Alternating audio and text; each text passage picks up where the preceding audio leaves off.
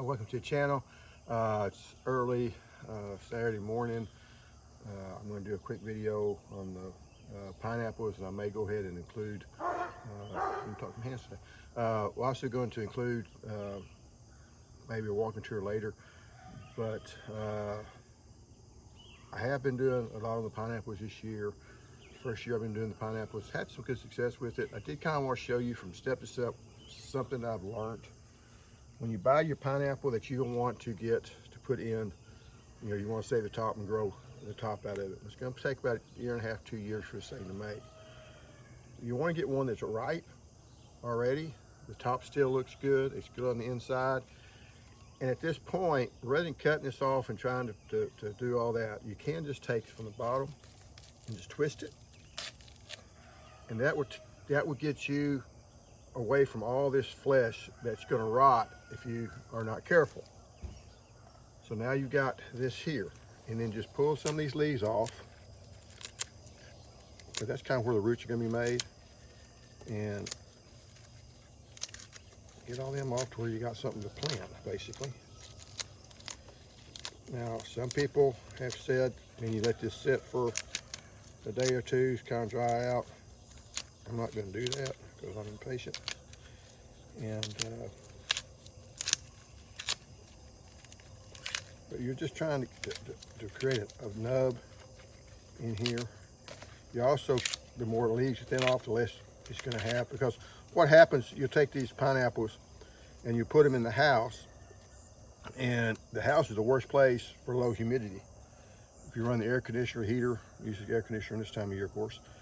But you just want to take these leaves off. Now you got little places you can plant, and all the roots are going to come from this area right here. I just make a hole in it, stick it down there. I always water stuff in. And this thing looked better yesterday, so they go downhill quick. So if you're going to do it, don't buy it and think in 3 or 4 days I'm going to plant it. I would go ahead and do it all at one time. At this point, you take the plant, and I'm going to move it over there. I did want to show you these here. If you remember in previous videos, were eaten down to a nub. It did appear to be the slugs. I did put some insecticide on them, killed those off. Then I moved them over here on top of the table so that they'll start growing again. So they've grown up good. This one I went ahead and moved to a 5-gallon pot or bucket, and it's looking really well. And so that did work, but these coreless ones did seem to, be susceptible to slugs. So just be aware of that. Then over here,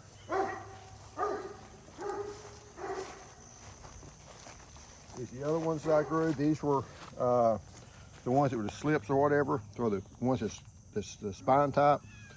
And then these here was the one that had the smaller pineapple that made. It had some slips on it. So I put these in pots. And again, I took these pots, I set them in under the shade. We're underneath a live oak tree. And this one over here was the top of the one of the pineapple that I cut off. So they're all looking good. It's been 100 degrees here, so that seems to be okay. And that is my tree that we're having to cut on. And yeah, it got me yesterday a little bit, but I'm trying to think of a good strategy to cut that thing up. But anyway, you never want to leave the ground on when you're cutting a tree. And I did, but anyway, whether that's a longer video or not, either this is thanks or I continue here in the next segment. Okay, so to continue the video, I also got better mics on. A couple things I forgot to say. Whenever you're growing these pineapples, when you first put them in the pot, you don't want to put any fertilizer down yet, because you don't want to put any fertilizer down until you get roots that can take in that fertilizer. Because what's going to happen is that fertilizer is going to be a salt, and it's going to draw some of the moisture out, and it's going to make you have less survivability of the plant. The other thing that I've done, I forgot to mention, is I've done 2 of them that did not look so good when I planted them. And if you see on this one, all this around died. The center part of it died on me. So you think, well, it's not going to grow. But it's still alive, still has some green on it, so I let it continue to grow, and it put out a sucker off to the side. So I still got a plant. That sucker is still connected to the roots, and you're okay. This one actually survived a little bit better. It's got a little more green on it, but it also put on a sucker, and that's going to be the one that's going to actually grow. And I end up putting these in bigger pots. I think one I might be giving away. I'm not sure yet. But that's just something to remember. Don't want to put fertilizer on until you have to get them up and growing. And even on this one, I'm already starting to get a little sucker or whatever you want to call it off on the side. So this is already, doing pretty good. Actually got 2, 3 of them. So the other thing I was going to talk about, I'm kind of give a tour of the container gardening, is we've got ginger growing here, and it's looking good, doing well. Still my raspberry plants, it's still growing and looking good, so I'm impressed with it. I need to put it in a bigger pot. It does get a lot of, it's getting sun right now, but it gets afternoon shade, so it's it's not having to take as much of the heat, and it hasn't been a problem yet. So I'm encouraged with that. This here is green tea leaves. I still need to do some more research on actually how to harvest those. On my reason I'm carrying this around, I was having some bad problems with leaf miners. Some going there, and this one not showing as much. There's some there. And they're hard to control because once they get inside, there's not a good way other than putting on a systemic insecticide. This is going to be your choice if you want to do it. I've thought about it. I've had this stuff for a while, a year or so.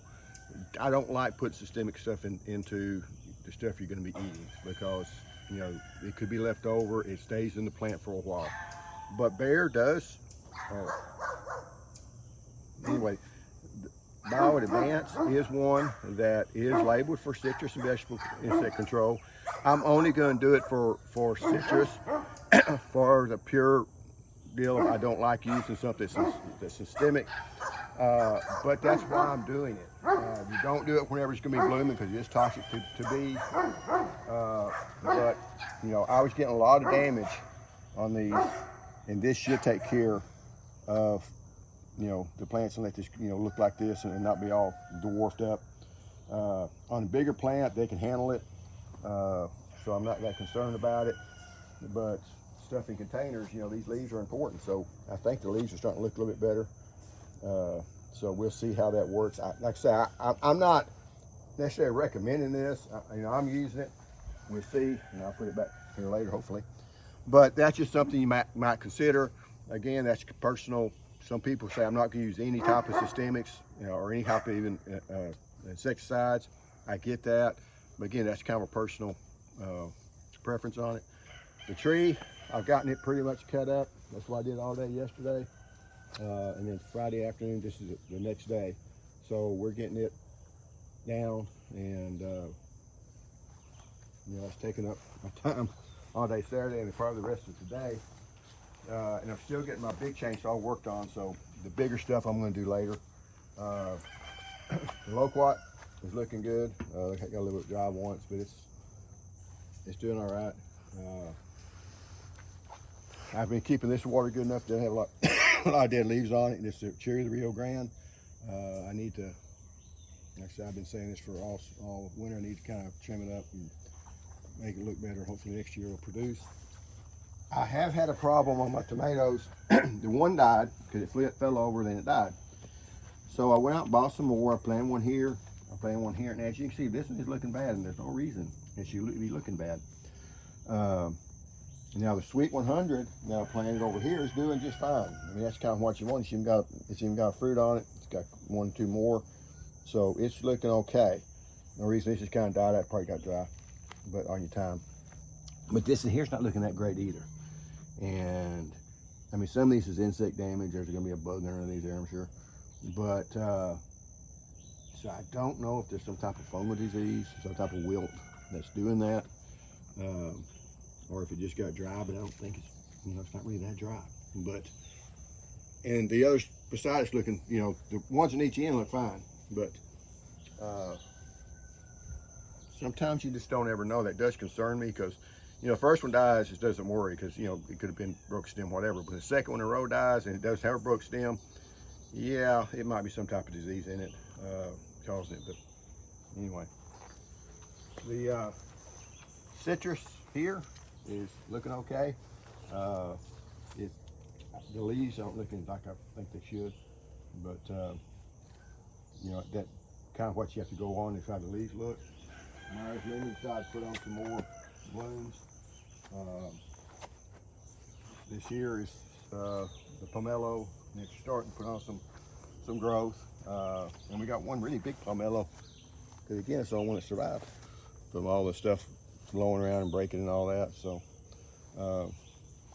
but even this pomelo over here, since I've been adding fertilizer, now probably fertilizer again today, it's been putting on some new growth, which it needs to. It's kind of looking really bad. The Jiu-Jitsu, like I say, this is one I planted in this big pot last year. It's probably about a 3-year-old plant, but it's, you know, it's doing good, growing well. The plant outside in the garden, that's in the ground out in the main garden, is put on a lot of fruit. It's looking, you know, doing good. The other stuff that I bought this year was in those small containers. I put these two in bigger containers, and they're really growing good. So if you just put them in bigger containers, they're going to start flourishing, start going better. Always remember, when you put things in containers, you're going to dwarf the plant. So if it's not growing good, it could be because it's stalling out because of the other. This here is loquat seedlings that come up. They don't look real good. I do got the other loquat that I took out of the ground this year and put it in a pot, and it's doing fine. Again, these should start blooming probably sometime in October, November. This particular Chicago fig did die back to here. Probably got dry, and that's what caused it to die. The blueberry, you know, it's growing, and a little bit gangly. This over here is sweet leaf, or it's called katuk. This is what grew last year, and it died back to the ground. I didn't take care of it. I thought it died out, but it finally, later on in the summer, started putting on, you know, probably early summer, started putting on some growth. I didn't notice it. Now it's doing really well. And then this here's the one I bought this year. And yeah, it's in a smaller pot, so it's already kind of looking wilty. It needs more water. They need to be in bigger pots probably, because they're doing so well. I need to put in a bigger pot. And this is the two thornless blueberries, thornless blackberries that I'm growing. Kind of keep it trimmed back. I'm probably going to put some type of small support for it so they won't break over. And then we've got a different herbs over here, and this is also this here is another one of this lemonade trees, Jiu-Jitsu, and it doesn't look so good because it's in a smaller pot, so it's struggling. So if I was to put in a bigger pot, it would really go off. I also put some of that chemical in it, because see how bunged up these leaves are, and that's not good for it either. But this has always struggled a little bit more because it's always been a little bit smaller pot than what the other one was. But I keep thinking supposed to give this to somebody, and they never picked it up. So anyway, so that's why I kept it in a smaller pot. We do have the mints, and that's chocolate mint, and that's orange mint, and they don't like, I think they're getting too much sun. So that's why they kind of burnt back, but still my wife hadn't been making tea out of it, so you know, it's not a big rush to put it in bigger container or move it to where it won't get so much sun. This here is Okinawa spinach, and it's doing really good, growing really well. And it's a good substitute. They call it spinach, but it's a good substitute for lettuce.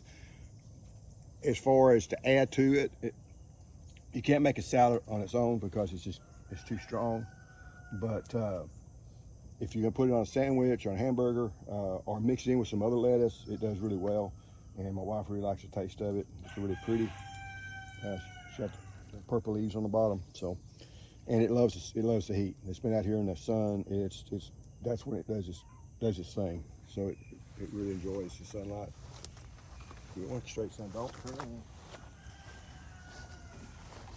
And then these are the peach trees. They're growing. I haven't had probably as much water as I probably should, but it's gotten busy. And I still haven't taken these off. These I need to take off. They're the mummified fruit. So if you see these, you need to pull them off.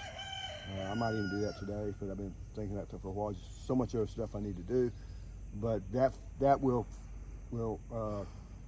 carry over to the next year. So may have a bigger problem next year on it. And then we got the lemongrass over here. It's got nice big leaves on it. Again, my wife said she wanted to make the lemon tea, and I don't think she's made lemon tea yet. And I'll try to get her to do that because she really likes the tea, supposedly. When you're a gardener and you're not growing things and your partner doesn't, sometimes you grow things anticipating they're going to take care of stuff and they don't do it. But anyway,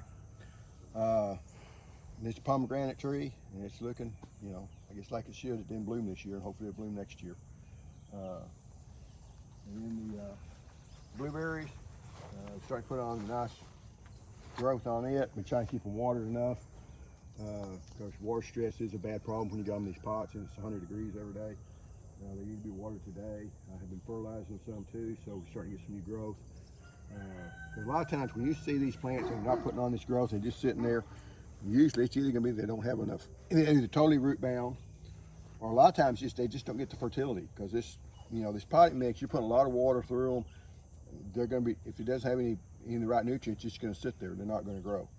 In fact, these leaves are a little bit green, but I think that's just because it's new growth, or a little bit a light green, which they're not the dark green like you'd want. But they don't seem to have the different colorations. I don't think I'm gonna have a problem with pH. So that's something you always got to keep in the back of your mind when you're growing blueberries, is where's that pH at, and trying to guess where that's at. There's not a real good way of figuring it out other than just looking at it, because when you start getting those different colored weird leaves on it, the purple leaves and stuff on it, you know you got a pH problem. But if you've been fighting the pH, they're going to look the same if you got too low a pH or too high a pH. So that does present a problem. But I'm not really been pushing hard on getting it too low. I haven't put the vinegar in it and things of that nature. So apparently the pH is fine on them. Looking up over here is another one of the newer blueberries, and this is a high bush. No, this is a rabbit eye blueberry, and like I say, leaves are looking good. So I thought I was gonna have problems with this because I poured some water on it that had wood ash on it, but apparently it didn't screw it up too bad. But I know if you got in a municipality that the watershed has a lot of limestone and stuff in it, and that will build up pretty quick, and you'll start seeing those problems come in. This over here is a seedling of the cherry of the Rio Grande. I'm just letting it grow, and it's growing in the mix with this basil. But that's the second year growth. They do grow pretty slow, but it's also had to compete with the tomato plant and the basil plant this year, so that could be part of it. And then the last thing I always seem to end with is figs. And this time of year, a lot of times they lose their leaves because of disease. Rust that gets on them, and this leaf's just going to end up falling off. And I haven't added some fertilizer, so we start putting on some new growth. But this is kind of natural. It happens every year. When I transplanted this one over here, it lost all of its leaves and lost all of its fruit, and I thought it died.